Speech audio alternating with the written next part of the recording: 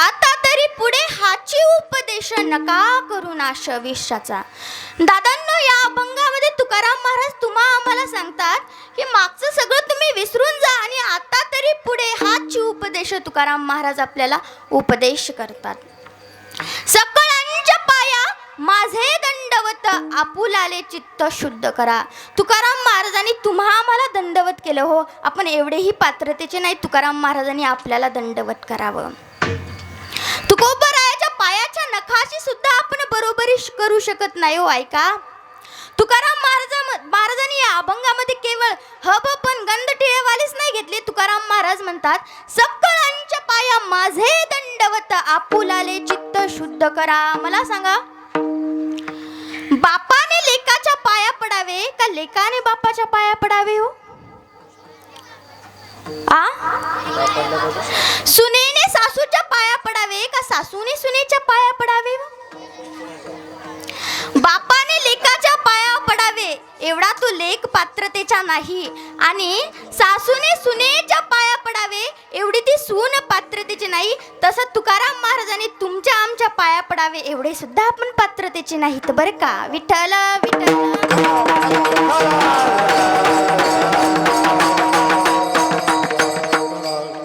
तुकाराम महाराज म्हणतात, सकळांच्या पाया माझे दंडवत आपुलाले चित्त शुद्ध करा.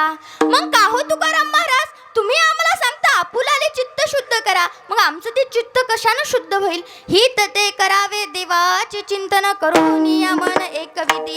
इथं करून या मन एक विधी बी आहे, इथं करून या मन शुद्ध भावे पण आहे बर का. मग आपल्याला काय करायचं तर देवाच्या चिंतनाचं हित करायचं. तुकाराम महाराज म्हणतात, तू का म्हणे लाभ होय तो व्यापार करा काय फार शिकवावे. आपण सर्व शेतकरी आहेत. आपण शेतीमध्ये लाभ हो फायदा व्हावा का नुकसान व्हावं यासाठी कशासाठी शेती करतो हो? बोलत चला जा. फायदा होण्याचा. मग या परमार्थाचा लाभ हा काही आगळा वेगळाच लाभ आहे. म्हणून तुकाराम महाराज म्हणतात, तुका म्हणे लाभ होय तो व्यापार करा काय फार शिकवावे. हा झाला अभंगाचा सरळ सरळ भावार्थ. अभंगाचा भावार्थ असाच असेल असं सांगू शकत नाही. याच चिंतन रूपी सेवेतून आपल्याला याच अभंगाच्या भावार्थाकडे यायचं. विठ्ठल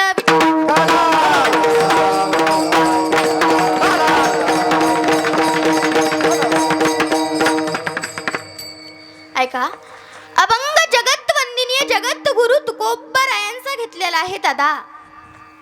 तुम्ही म्हणाल ताई तुकाराम महाराज होते तरी कोण हो? कारण की घरून येताना काही जणांनी विचार केला असेल, चला गावातल्याच पोरीचं कीर्तन आहे, बाईचंच कीर्तन आहे, चला ऐकायला जाऊ द्या. ऐका, अरे संत महात्मे सांगतात तुम्ही कीर्तनकाराचा अधिकार पाहून कीर्तन ऐकायला मुळीच येत जाऊ नका. का? अहो, इथं आल्याच्या नंतर कीर्तनकारानं कोणता अभंग घेतला, तो अभंग कोणत्या महात्म्याचा आहे, तो अभंग कोणत्या संताचा आहे, त्या महात्म्याची काय ताकद आहे, त्या संतांची काय ताकद आहे हे पाहून तुम्ही कीर्तन ऐकायला जा. विठ्ठल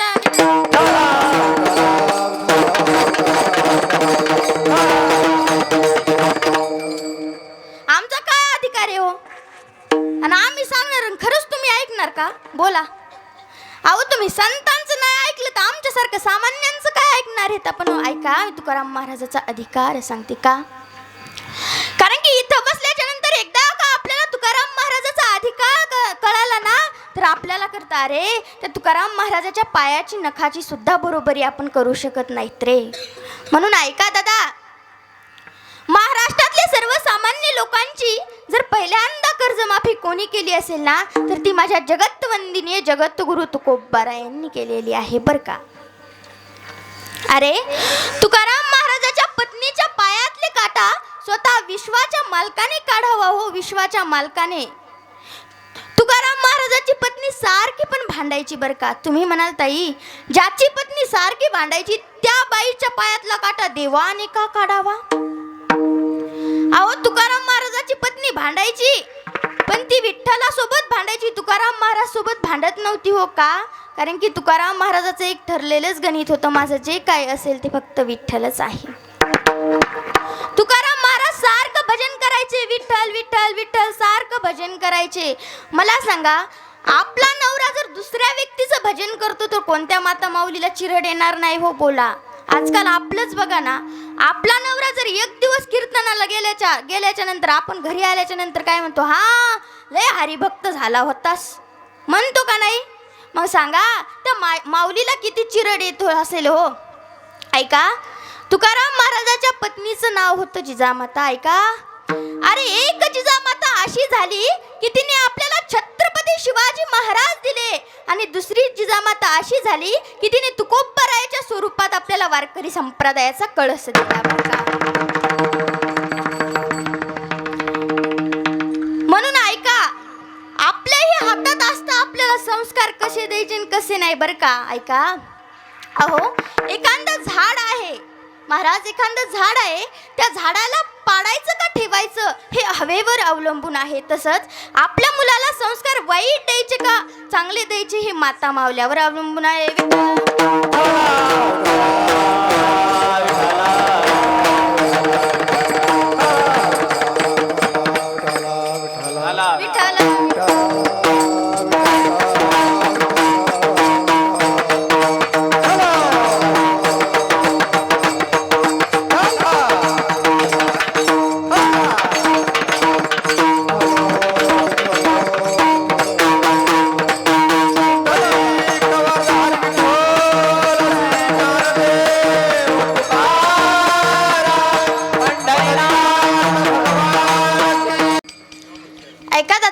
सांगायचं एवढं, तुकाराम महाराजाचा अधिकार केवढा आहे हो.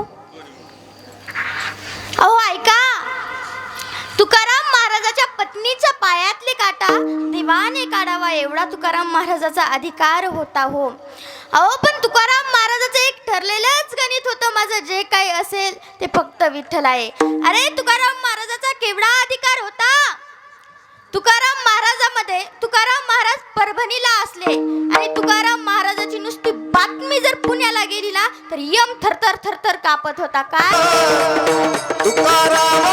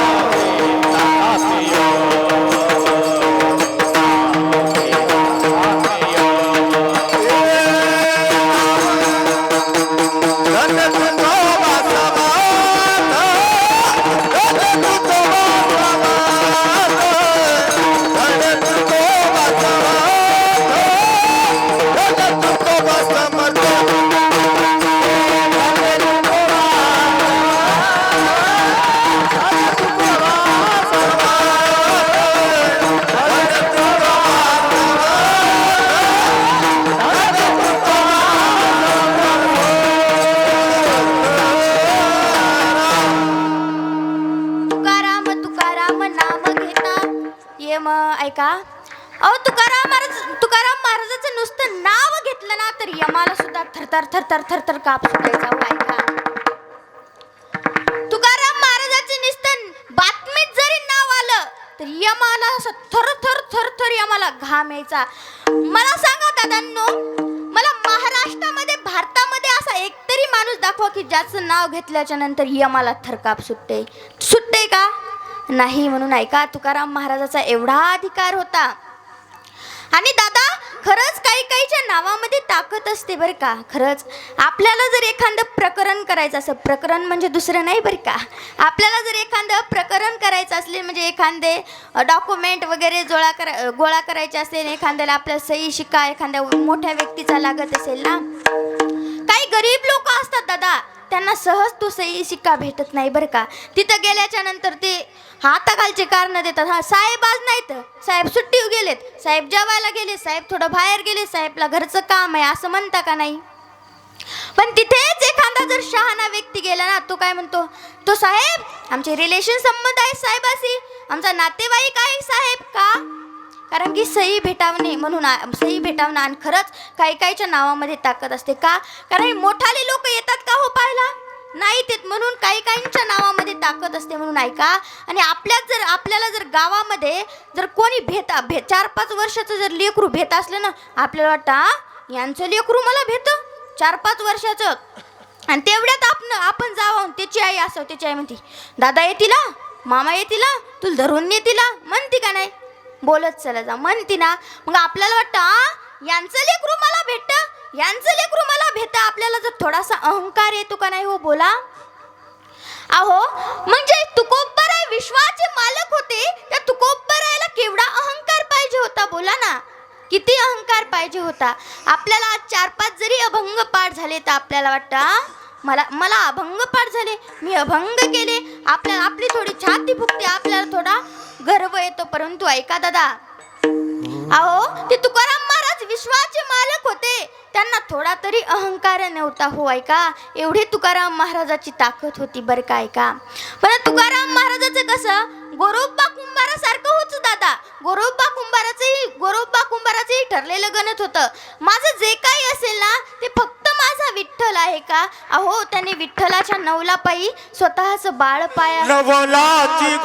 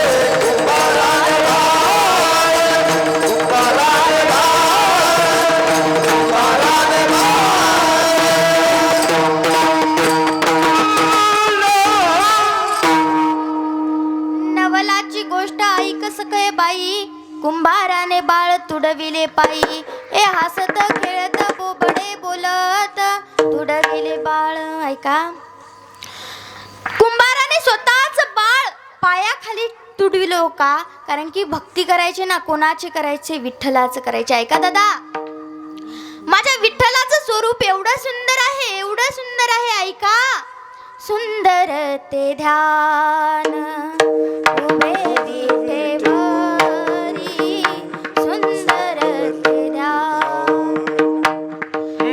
राजस सुकुमार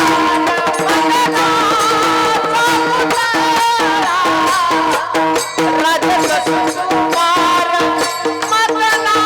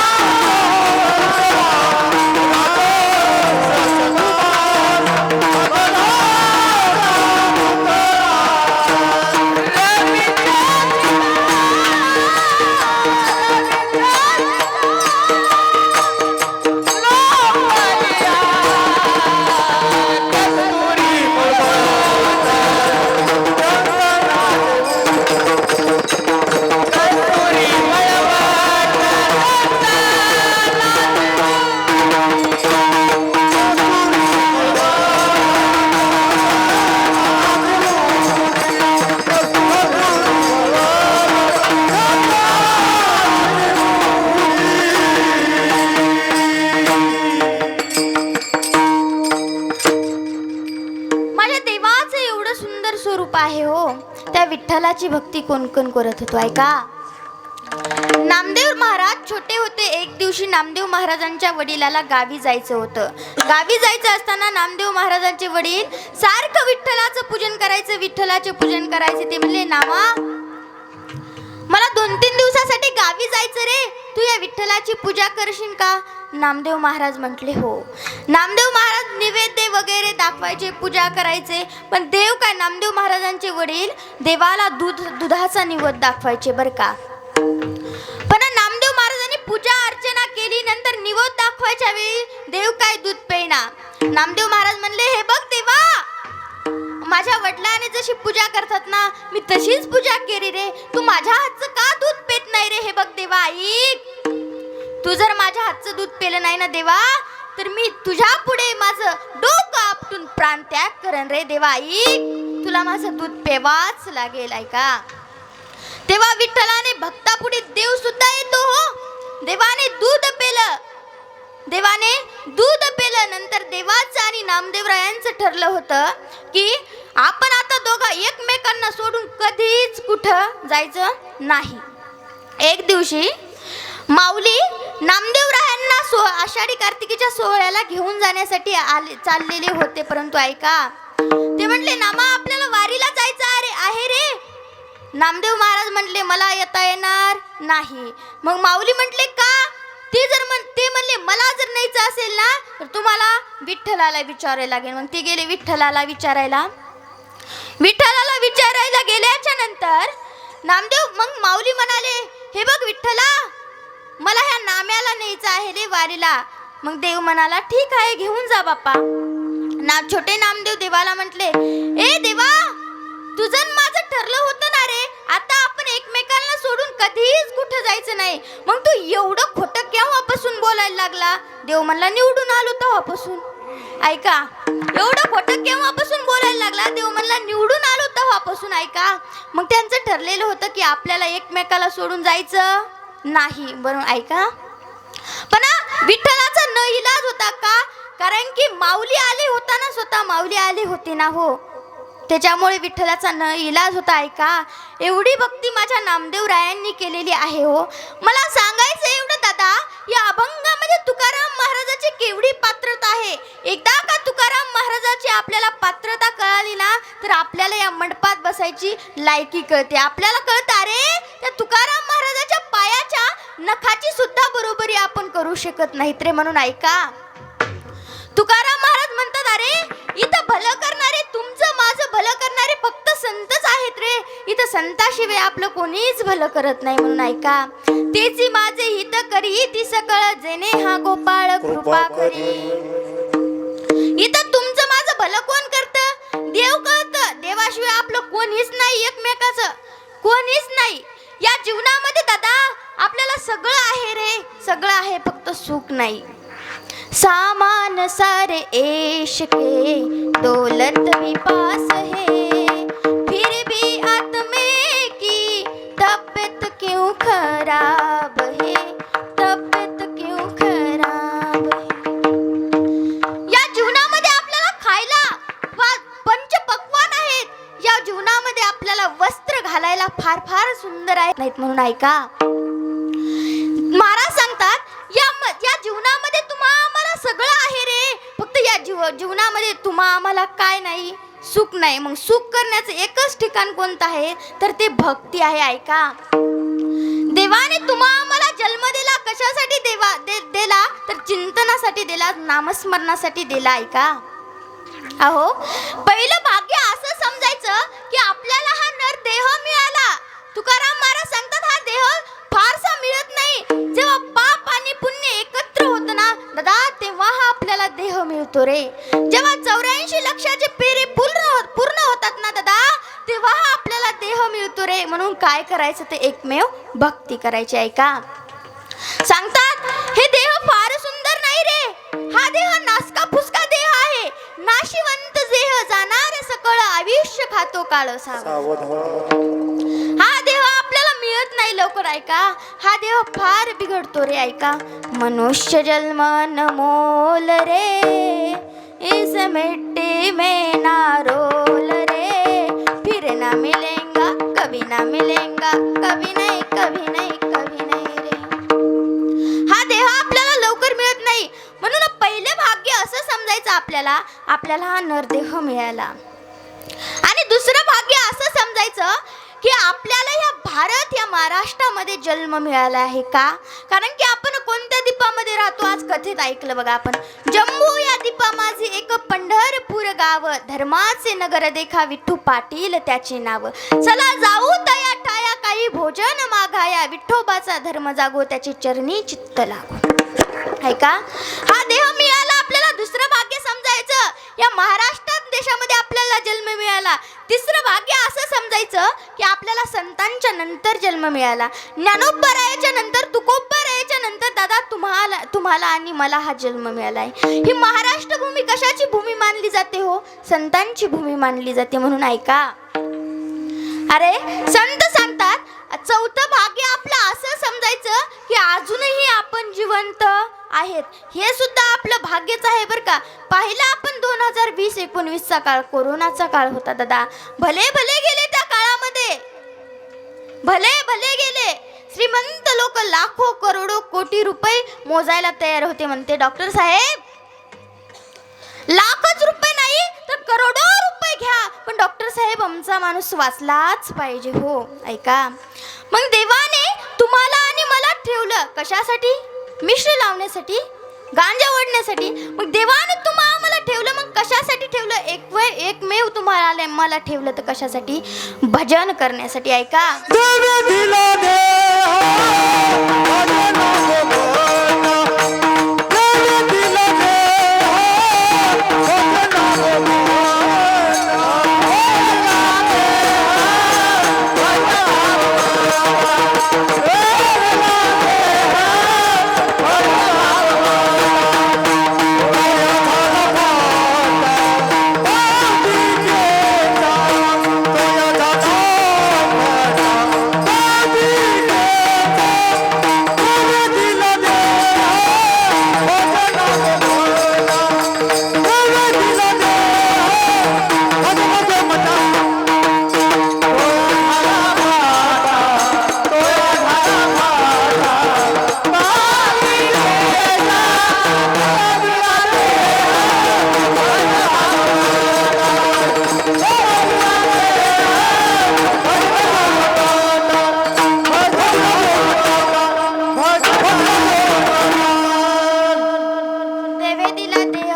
भजना गोमटा तोया झाला फाटा बांधिकेचा. फार सुंदर प्रमाण आहे. काय असतं ना महाराज, मी एका ठिकाणी प्रमाण दिलं, देवे दिला देह भजना गोमटा. गायनाचार्य म्हणला देवे दिला देह भोजना गोमटा. असो फार सुंदर प्रमाण दिलं दादा. महाराज सांगतात की तुम्हाला आणि मला हा जन्म मिळाला दादा. मग कशासाठी मिळाला? अरे भजनासाठी. एकमेव तुम्हाला आणि मला हा जन्म दारू गांजा ओढण्यासाठी नाही मिळाला.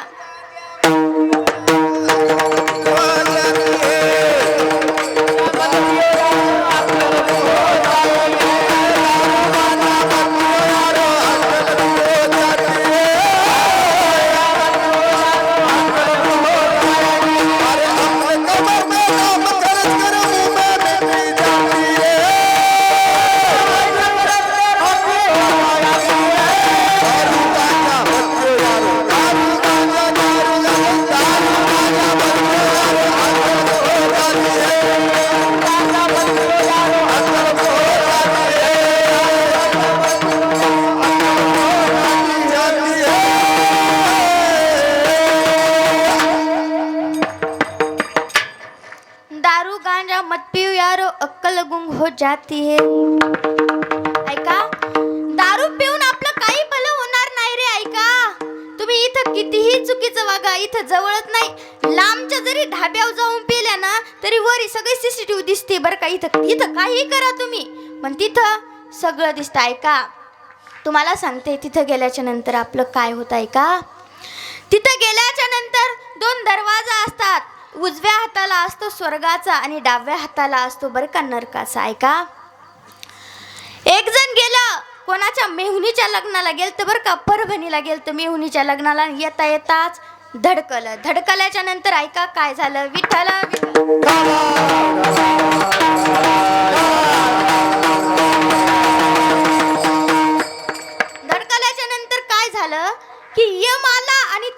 आला वरी घेऊन गेला. वरी कुठं?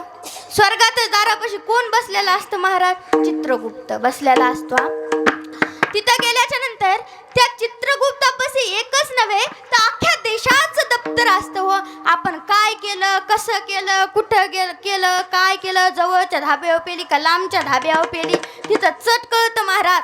तिथं चट कळतं. ऐका, यम गेला चित्रगुप्ताला, म्हणला चित्रगुप्ता बघ या जीवाचं काय झालं. चित्रगुप्ता म्हणतो अरे फारच लवकर आला रे.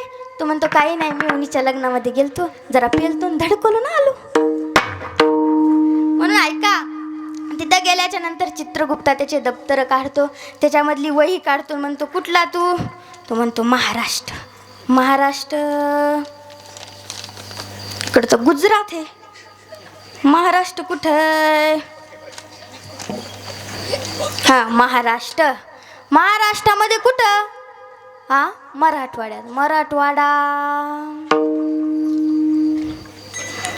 इकडं विदर्भ आहे का नाही? मराठवाडा. हा मराठवाडा. चल, मराठवाड्यामध्ये तुझा तालुका, तुझा जिल्हा. तो म्हणतो जिल्हा परभणी. अरे अरे इकडं तर हिंगोली आहे. परभणी कुठे आहे? परभणी. परभणी परभणी लईच कोपऱ्यात गेली राव. हा परभणी. परभणी आली. परभणीमध्ये तुझा तालुका कोणता? तो म्हणतो जिंतूर. तालुका जिंतूर. हा जिंतूर. जिंतूर तालुका. हा जिंतूर. गाव कोणतं? मालेगाव. हा मालेगाव. तो म्हणतो वाशिम मालेगाव का जिंतूर मालेगाव गड्या? तो म्हणतो जिंतूर मालेगाव. हा जिंतूर मालेगाव आलं. जिंतूर मालेगाव. हा कथेला जात होतास का? हा कथेला जात होतास? तो म्हणतो नाही, मी नाही, बायको जात होती ना. बरं जाऊ दे, बायको का होईना पण जात होती. ये म्हणतो चित्रगुप्ता अरे आवर रे याचं लवकर, मला काय इथं एकच काम आहे का रे, मला इथं अनेक जीव आणायचं. चित्रगुप्ता म्हणतो यमा थांब, बोर्डाचा पेपर निकाल चांगलाच लागला पाहिजे, चांगलाच लागला पाहिजे म्हणून. ऐका, हा पट्टी देत होता का? पट्टी. हा पट्टी हो द्याकडे. हा पट्टीला देवा हे 1 नंबरला असायचा पट्टीला बरं का. हा पट्टीला 1 नंबरला असायचा देवा. साधू संत जेव घालायचा देवा, महाराज जेव घालायचा पंक्तीला. हो हो घालायचा पंक्तीच्या जेव स्वयंपाकात जीव. देवा हे काल्याच्या कीर्तनाला होता का बघ बरं रे एकदा. काल्याच्या कीर्तनाला होता होता होता होता होता देवा हे काल्याच्या कीर्तनाला होता, पण लय अंग ताटलं म्हणून पेवालते याला नरकात टाक, याला नरकात टाक, याला नरकात टाक म्हणून. ऐका आणि परत बघ बरे रे चित्रगुप्ता काय देवा. आताच जिल्हा परिषदची निवडणूक झाली रे देवा, याने निवडणुकीचे पैसे घेतले, याला नरकात टाक, याला नरकात टाक, याला नरकात टाक. ऐका इथं काहीही करा, तिथं सगळे कॅमेरे खुल्ले होतात, सगळी सीसीटीव्ही निघती, तुम्ही इथं काहीही करा, मी सांगते ना. इथं जवळच्या ढाब्यावर खाऊ नका, लांबच्या जरी खा, पण वरी चट निघतं म्हणून. ऐका आपण काहीही करा, आपलं वरी चट कळत. पाप करूनी पापी मन हे सैरा वैरा पळतय र, काय काय केलं भल्या माणसा देवाला सार